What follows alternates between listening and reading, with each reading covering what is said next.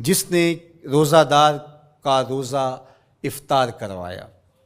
اللہ کے محبوب فرماتے ہیں کہ ایک تو خود روزہ رکھا، اور دوسری سعادت یہ ہے کہ ماہ صیام میں روزہ دار کا روزہ افطار کروایا۔ آپ شریعت بیضاء کو بنظر عمیق مطالعہ کر کے دیکھیں، ماہ صیام میں بہت زیادہ اس بات پہ زور دیا گیا ہے کہ روزہ افطار کرواؤ۔ اپنے گھر میں بیٹھ کر کے روزہ افطار کر لینا یہ بھی سعادت مندی ہے، روزہ نصیب ہو جائے، لیکن اس بات پہ بہت زور دیا گیا ہے ماہ صیام میں کہ ایک ماحول پیدا ہو، لوگوں کو افطار کروائیں تاکہ تمام لوگوں تک اللہ تعالیٰ کی نعمتیں پہنچیں اور لوگوں تک جو ہے وہ رمضان المبارک کی برکتیں پہنچیں۔ تو ارشاد فرمایا وَمَنْ فَطَّرَ فِيهِ صَائِمًا، جس نے روزے دار کا روزہ افطار کروایا، کَانَ مَغْفِرَةً لِذُنُوبِهِ، تو وہ افطار کروانے والوں کے گناہوں کی بخشش کا ذریعہ بن جائے گا۔ یہ افطاری گناہوں کی مغفرت کا سبب بن جائے گی۔ وَعِتْقَ رَقْبَتِهِ مِنَ النَّارِ، اور آتش دوزخ سے گردن کی آزادی کا مجدہ جاں فضا بن جائے گا یہ امر کہ اس نے کسی کا روزہ افطار کروایا۔ وَقَانَ لَهُ مِثْلُ أَجْرِهِ مِنْ غَيْرِ أَنْ يَنْقُصَ مِنْ أَجْرِهِ شَيْءٌ، اور روزہ افطار کروانے والے کو روزہ رکھنے والے جتنا اجر ہی دیا جائے گا، لیکن روزہ رکھنے والے کے اجر میں بھی کوئی کمی نہیں واقع ہوگی۔ جتنا اس نے سارے دن کی بھوک اور پیاس کاٹ کر کے تکلیف اٹھا کر کے روزہ رکھا، جس نے شام کو اس کو افطار کر دیا اتنا ہی ثواب اس کو عطا کر دیا جائے گا، اس کا اجر کم کیے بغیر۔ اللہ اکبر، یہ امت کے لیے اللہ نے کیا پیکج دیا ہے، کیا کرم نوازیاں ہیں اس امت کے لیے۔ آقا کریم نے ارشاد فرمایا ایک شخص صبح سے لے کے ظہر تک مزدوری کرتا ہے، اس کو ایک قیراط دیا جاتا ہے، اور ایک شخص ظہر سے لے کر عصر تک مزدوری کرتا ہے، اس کو بھی ایک قیراط دیا جاتا ہے، اور ایک عصر سے لے کر مغرب تک مزدوری کرتا ہے، اس کو 2 قیراط دیے جاتے ہیں۔ فرمایا پہلی مثال یہود کی ہے، دوسری مثال نصارہ کی ہے، اور تیسری مثال میری امت کی ہے۔ یہودیوں نے اور عیسائیوں نے اس پہ اعتراض کیا کہ ہمارا اجر کیوں تھوڑا ہے، تو میرے اور آپ کے آقا و مولا نے فرمایا تمہارا تھوڑا نہیں، ہمارا زیادہ ہے۔ آج کل اگر 1000 روپیہ مزدوری چلتی ہو مزدور کی، تو کوئی شخص صبح سے شام تک ایک شخص سے مزدوری کروائے اور 1000 روپیہ دے دے، اور دوپہر کو اڈے سے جا کے ایک مزدور اور لے آئے، شام کو اس کو بھی 1000 روپیہ دے آئے، اور ایک شخص کو عصر کے وقت لائے اس کو 2000 روپیہ دے دے، تو 1000 والا کہے کہ میرے سے زیادتی ہوئی ہے، تو اس سے زیادتی تو نہیں ہوئی، اسے تو پوری مزدوری دی گئی ہے، اب اس پہ مہربانی ہوئی ہے، اس پہ رحمت ہوئی ہے۔ تو کہا یہود اور نصارہ کی یہ مثال ہے، ایک صبح سے ظہر تک مزدوری کرے اس کو 1 قیراط، ایک ظہر سے عصر تک مزدوری کرے اس کو بھی 1 قیراط، اور تیسرا بہت تھوڑا وقت عصر سے مغرب تک مزدوری کرے اس کو 2 قیراط۔ کہا یہ امت محمدیہ علی صاحب الصلوات کو دیا گیا نور ہے۔ تو ایک شخص نے سویر سے لے کر شام تک روزہ رکھا، بھوک کاٹی، پیاس کاٹی، سخت شدت کی گرمی سہی، اور ایک شخص نے شام کے وقت اس کو روزہ افطار کروا دیا۔ اور سنو حضور علیہ الصلوۃ والسلام کا فرمان، جب حضور نے فرمایا کہ اس کو پورا اجر ملے گا پہلے کے اجر کو کم کیے بغیر، تو صحابہ کا تو دل تڑپنے لگا کہ یہ کتنی بڑی بات ہے۔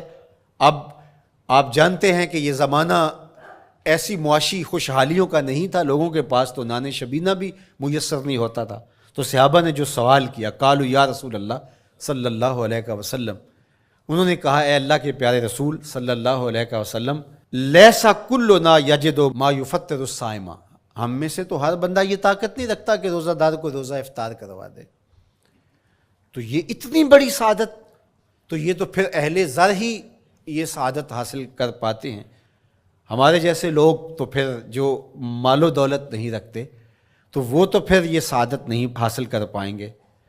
تو میرے اور آپ کے آقا و مولا نے کیا فرمایا؟ قال، حضور نے ارشاد فرمایا یؤتی اللہ ھذا الثواب، یہ ثواب اللہ اسے شخص کو بھی عطا کرے گا، من فطر صائما علی مزقۃ لبن اور تمرتن اور شربت من ماء، فرمایا کہ یہ اجر اللہ اس کو بھی عطا کرے گا جس نے کسی کا روزہ ایک گھونٹ دودھ سے کھلوا دیا یا ایک کھجور سے کھلوا دیا یا پانی کے ایک گھونٹ سے اس کا روزہ افطار کروا دیا۔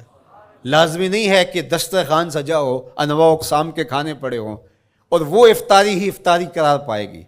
جس نے کسی کو وہاں باہر ٹوٹیوں سے پانی کا گلاس بھر کے، کٹورا بھر کے سادہ پانی بھی پیش کر دیا تو اس کو بھی ثواب مل جائے گا۔ کتنا ثواب ملے گا؟ پورا روزہ رکھنے کا ثواب اس کو ملے گا۔ کتنی رحمتوں کی لوٹ سیل لگی ہے۔ کوئی ایسے بھی بانٹتا ہے، کوئی ایسے بھی کرم نوازیاں ہوتی ہیں، لیکن میرے رب کے خزانے کتنے کھلے ہیں۔ میں نے مدینہ المنورہ میں ایک شخص کو دیکھا کہ وہ روزے کے وقت وہاں سے ہی گلاس لیتا اور زمزم سے بھرتا اور روزہ داروں کے آگے رکھتا چلا جاتا، اور روزانہ اس کا یہ عمل ہوتا۔ نماز عصر کے بعد شروع ہوتا، جتنی اس کی پہنچ ہوتی ہر ایک کے آگے رکھتا چلا جاتا۔ پانی بھی وہاں سے لیا، گلاس بھی وہاں سے لیا۔ اللہ اکبر! فرمایا دودھ کا ایک گھونٹ یا پانی کا ایک گلاس یا ایک کھجور اس نے کسی کو پیش کی اور اس نے اس سے روزہ کھولا۔ اللہ کے محبوب فرماتے ہیں پہلے کے اجر میں بغیر کسی کمی کے اس کو پورا ثواب روزے کا نصیب ہوگا۔ اللہ اکبر! اب سنو، پھر حضور نے ارشاد فرمایا ومن اشبع صائما، اور جس نے صحیح اہتمام کے ساتھ روزے دار کو اچھا کھانا کھلایا، اچھی پرتکلف افطاری دی، سقاہ اللہ من الحوض شربتا لا یظمأ حتی یدخل الجنہ، اس کو حوض کوثر سے ایسا جام ملے گا کہ اس کو کبھی پیاس نہیں ملے گی یہاں تک کہ جنت میں چلا جائے گا۔ اللہ اکبر! اس کو کوثر کے جام نصیب ہوں گے حشر کی گرمی میں۔ اور آپ کو معلوم ہے، علماء سے آپ نے بارہا سنا ہوگا کہ جام کوثر جس نے ایک بار پی لیا پھر 50,000 سال کے دن میں اس کو دوبارہ پیاس نہیں لگے گی۔ یہ جام کوثر کی خصوصیت ہے۔ فرمایا وَهُوَ شَهْرٌ أَوَّلُهُ رَحْمَةٌ، یہ وہ مہینہ ہے جس کے پہلے 10 دن رحمت ہیں اور اس کا درمیانی عشرہ مغفرت ہے، وَآخِرُهُ عِتْقٌ مِّنَ النَّارِ، اور اس کا آخری عشرہ جو ہے وہ آتش دوزخ سے نجات کا ضامن ہے۔ فَاسْتَكْثِرُوا فِيهِ مِنْ 4 خصال، کہا کہ 4 کام اس مہینے میں کثرت کے ساتھ کرو۔ خصلتان ترضون بہما ربکم، 2 کام تو وہ ہے جس سے تم اپنے رب کو راضی کرو گے۔ وخصلتان لا غنا بکم عنہما، اور 2 کام ایسے ہیں کہ ان سے بے نیاز نہیں ہو سکتے تو وہ تمہیں کرنے پڑیں گے۔ اما الخصلتان اللتان ترضون بہما ربکم، وہ 2 خصلتیں، 2 کام جن کے ذریعے سے تم اپنے رب کو راضی کر سکو۔ فشہادت اللہ الہ الا اللہ، وہ گواہی دینا ہے لا الہ الا اللہ۔ وتستغفرونہ، اور تم کثرت سے استغفار کرو، اللہ سے بخشش مانگو۔ یہ 2 کام تم نے کرنے ہیں۔ وَأَمَّا الْخَصْلَتَانِ اللَّتَانِ لَا غِنَىٰ بِكُمْ عَنْهُمَا، اور وہ چیزیں جن بغیر تمہیں چارہ نہیں ہے۔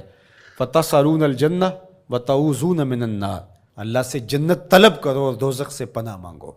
تو یہ 2 کام جو تمہاری ضرورت ہے تم اس مہینے میں کثرت کے ساتھ کرو۔ تو یہ مہینہ رحمتوں کی لوٹ سیل کا مہینہ ہے، یہ کرم نوازیوں کے امٹتے ہوئے دھارے ہیں، یہ سیل رحمت ہے جو کہ من کی سیرابی کا سبب اور ذریعہ ہے۔ خوش نصیب ہیں جو ماہ صیام کو خوبصورتی کے ساتھ بسر کرتے ہیں، اس کے آنے سے پہلے استقبال کرتے ہیں، گھروں میں صفائی کریں، اہتمام کریں، مساجد میں اہتمام کریں، تاکہ بچوں میں یہ شوق پیدا ہو کہ ماہ صیام آ رہا ہے۔ جب ہم بچے تھے تو ہمارے والدین رمضان المبارک سے قبل ہی رمضان المبارک کی تیاریاں شروع کر دیا کرتے تھے۔ اس وقت گھر میں شربت تیار ہوا کرتے تھے گڑ کے، اور وہ پہلے ہی مائیں گھر میں تیاری کرنا شروع کر دیا کرتی تھی۔ ایک شوق پیدا کرنا مقصود ہوتا ہے۔ تو کچھ چیزیں ایسی ہیں کہ آرڈر لکھیں اور 1 سیکنڈ میں گھر پہنچ جائے، لیکن کچھ چیزیں یہ جو ہے وہ تیار کرنی چاہیے، شوق پیدا ہو گھروں کے اندر۔ ماؤں کو چاہیے کہ افطاری کو اہتمام کے ساتھ تیار کریں تاکہ بچوں کو شوق پیدا ہو۔ اور یہ ایک ماحول پیدا ہو، قرآن مجید کی تلاوت کا ماحول پیدا ہو، جاگنے سونے کے جو ہے وہ شیڈول مرتب کیے جائیں، مساجد کی آبادی کا سامان کیا جائے.